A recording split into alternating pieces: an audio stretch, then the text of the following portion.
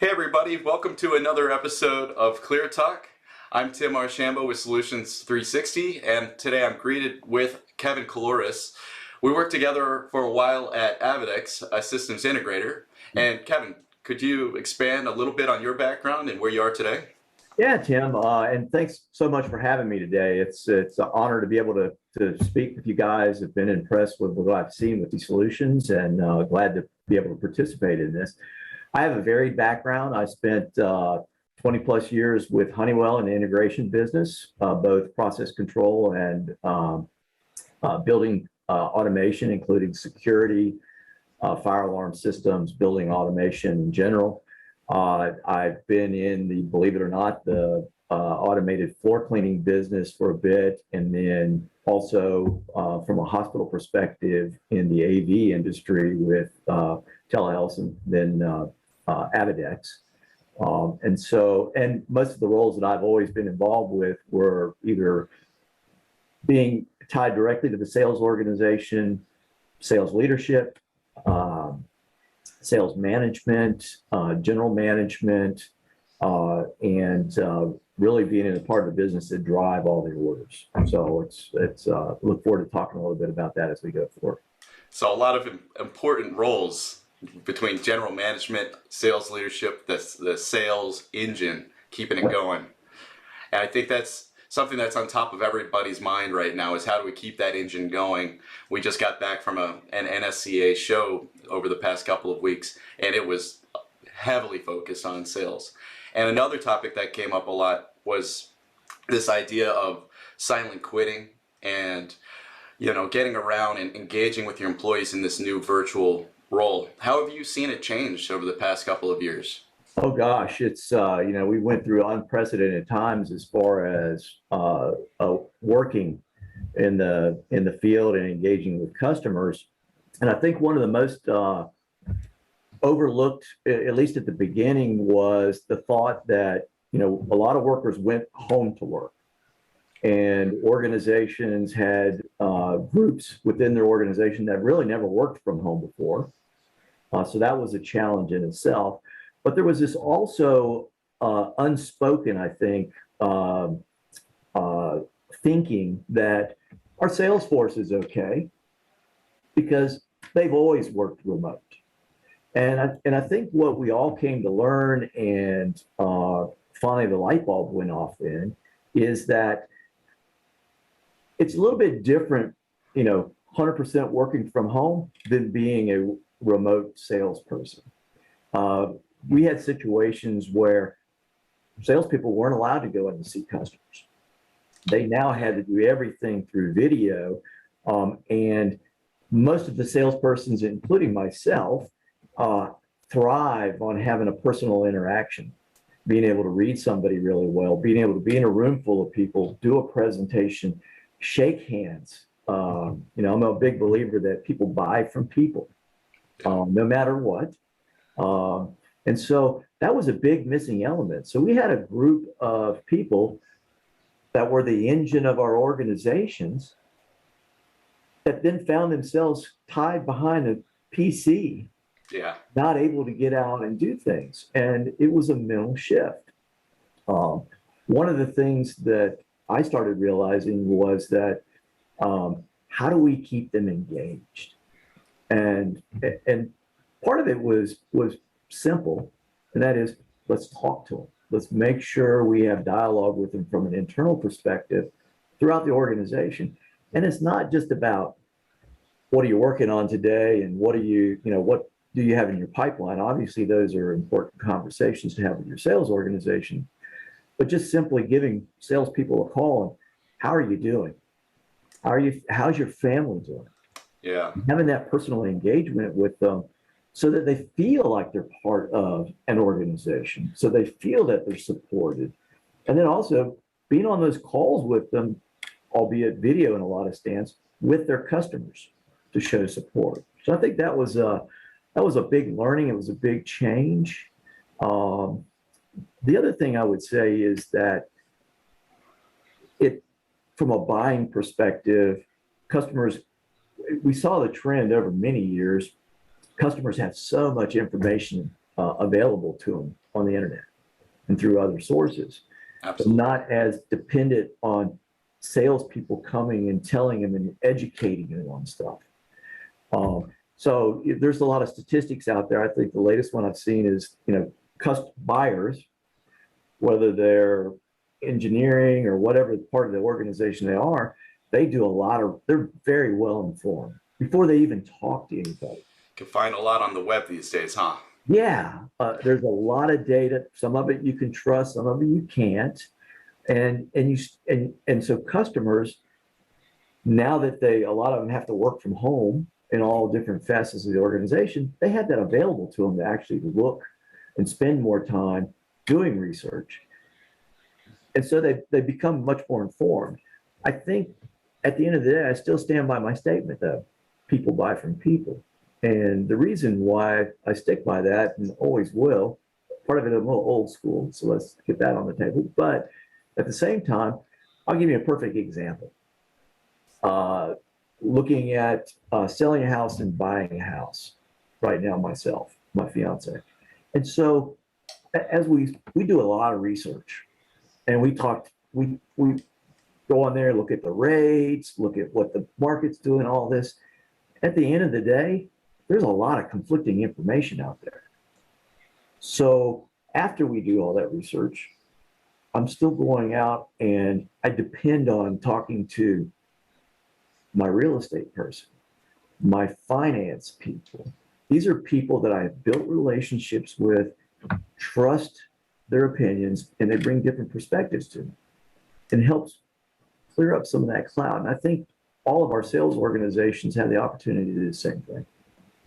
So what you're saying is, even though a lot of people are doing their homework a lot on their own, going out to the web or, maybe digging around on some sort of social media site, people still need people, and we're still looking for somebody that we trust, a good reference that's going to back us up, back up the stuff that we are teaching ourselves, what we find online. Absolutely.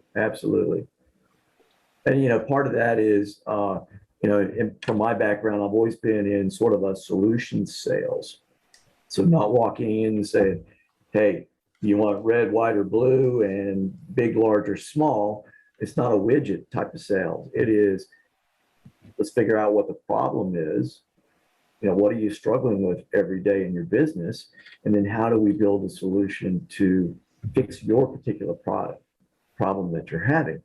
And a lot of times that it may not be something that my company or I actually do, but for my customer, he or she's looking for somebody that they can trust. And so I always encourage our organizations to know what goes on in adjacent businesses to ours and people. So when you do hear something from a customer, to be able to say, hey, we don't do that, but I have run across a great solution here. And you do that, and number one, you build rapport, and you become a trusted advisor. And I think that is probably the highest bar a salesperson could get within an organization. And when they do have the opportunity to do and engage in the types of things that we do, you'll be the first that they call and get engaged with. So what I'm hearing you say is you got to listen. You got to hear, what the real issue is. Yeah. You got to keep those ears up, or in my case, these massive headphones here, and just make sure that you're understanding what the real problem is to be able to address that. That's a good point, Tim, and I have a whole bunch of sayings. We and everybody's heard this one. You got one mouth and two ears. You should listen twice as much as you talk. And the other piece I always put with that is, we as an organization, salesperson, the GM, whatever you may be, we already know everything about ourselves and what we do, and that our job is not to go in there and go, blah, here's everything we do. It's more of going in and finding out what we don't know, what the customer is struggling with, and then applying the different types of solutions that we may have done with another client that had a similar problem, and explaining to them and educating them on why we're uniquely qualified to be able to do that. Definitely. And have you used that same approach when you're engaging with employees? Oh, Is it really absolutely. that keeping open, keeping your ears wide, and just taking in their feedback? Absolutely. And especially during the height of the pandemic, um, we had actually sent most of our employees home. And so, yeah, we'd show up on telecons together and do a lot of that stuff as we conducted business. But I think it was uh, as important, if not more so, people found themselves in situations that they weren't used to. And most of us, for the good or the bad of it, are the people that we engage with every day on the most part are people that we work with. And those are the people that we talk to. And no longer do you have the opportunity to have a discussion over by the water cooler, the proverbial water cooler anymore. And so you had to create those opportunities. So you had to, call somebody that may never have worked before and have that just listening to them. How's it going? I heard everything from, oh my gosh, my kids are driving me crazy, and my spouse, now that I'm at home, thinks that I'm available to do laundry and everything, and so just listening to people and then you've always got everybody gets very apologetic about, oh, I'm so sorry, my dog is barking or something like that. And I think we all got a little bit more open to that, and it became personal, and we became closer. But by having those dialogues and just listening, Yeah. I think it really helped keep people engaged in the business, and they felt, and rightly so, that they were they were cared for. You're absolutely right. And I've seen a lot of that myself. We are all humans, and it really has helped us identify with each other. And working with you, I've always appreciated those calls from you, and just kicking it around and talking about the family, and Yeah. you made me feel like you cared about me, right? And I Oh, I always want to did. Yeah. work hard for somebody who cares about me. Yeah. And I think that goes a long way with all of our peers, and not just sales too. So I guess three takeaways for creating a more employee engaged or engaged employee environment. What would you wrap it up with? Oh, wow. Narrow it down to three things. Number one is stay personally engaged with employees. It doesn't matter if they're sales or what. I equate a lot of that to walk around management, if you will. Even if you're in an office environment, get out of your office and get out, be seen, listen, talk to them. I think that's number one to keep people engaged, and people want to be part of a bigger thing. Number two, and these aren't in a particular order, but number two is the whole organization um, needs to walk in every day understanding how the business works. And what I mean by that, we made a statement early on about sales is at the top. That's what's the engine that feeds the engine. And if we all realize that and take account of that, then we're going to figure out what do we do in our individual roles to support our customers and support the people that work directly with our customers, because that's what pays all the bills. That's what creates the organization, the family that we have. And then the third thing I would say is be patient. Be patient with people, customers, employees, your managers, or whatever. We've all went through quite a bit of change over the last 2.5 years.